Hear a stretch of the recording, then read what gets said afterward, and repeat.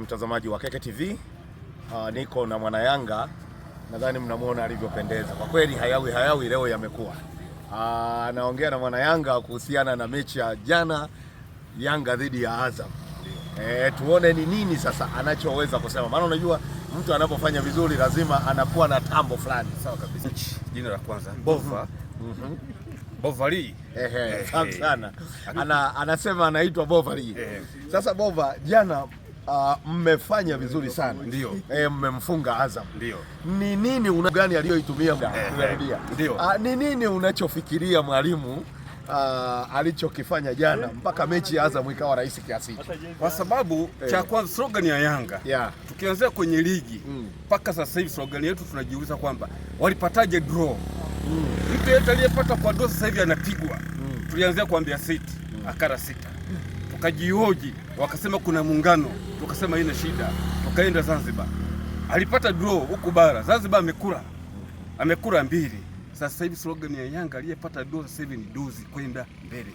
Tunatafuta wa pili anayekuja kuanzia leo, atakayeingia kipigo kiko pale.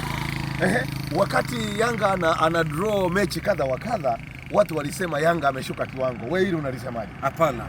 Wachezaji wetu cha kwanza walikuwa wamechoka, alafu walikuwa majeruhi. Sasa hivi wamerudi. Ukimwona Pacome sasa hivi ndio ile Pacome tuliyemleta. Ukimwona huyu Mganda Okero ni kero kweli kwa sasa hivi. Ni kero kweli. Starboy. Ni Starboy kweli. Sasa tayari vijana wetu wameanza kurudi. Ukimwona Zingeli, ukimwona Mdasiri akigusa anaachia. Anaachia pale. Kitu kinatema. Kwa hiyo ile formation ya gusa achia twende kwao imerudi. Sawa. Imerudi.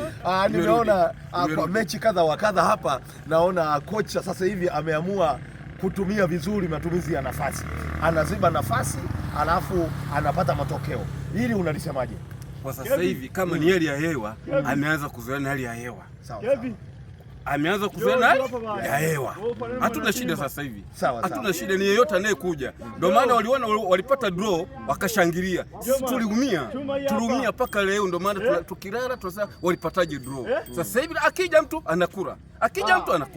Ni nini kinachokupa kiburi? Mbona unaongea kwa kujiamini sana? Tambo nyingi sana. Kikosi kimerudi sasa hivi. Unaona kimerudi. Unaona bwana, kimejiachia sasa hivi, wachezaji wamejiachia.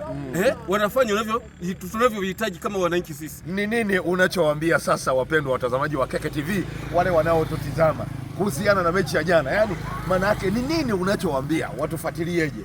Sasa hivi nahitaji kama wakiangalia sasa hivi Keke TV. Sasa tunachowaomba wakae kwenye mkao wa kura. Wakiwa wanaangalia wananchi wanakuja na mkao gani? Slogan yao ni ipi? Je, ni 3, ni 6, ni 2? Matarajio ni kwamba mechi ya leo ndio inaamua ni nani mnayekutana naye finali. Kuna mmoja wapo anaweza akasema sasa hivi sijui amekimbilia jeshini Samuyo, yanao kwamba akajiandae. Sisi ni yeyote kwa sasa hivi. Hata angekuwa national yeye akija atakutana nacho. Mpendwa sasa hivi atumwazii tena. Mpendwa mtazamaji wa Keke TV, huyo unayemuona anayetamba anaitwa Bovali, ni mwananchi OG kutoka mitaa ya Nansio.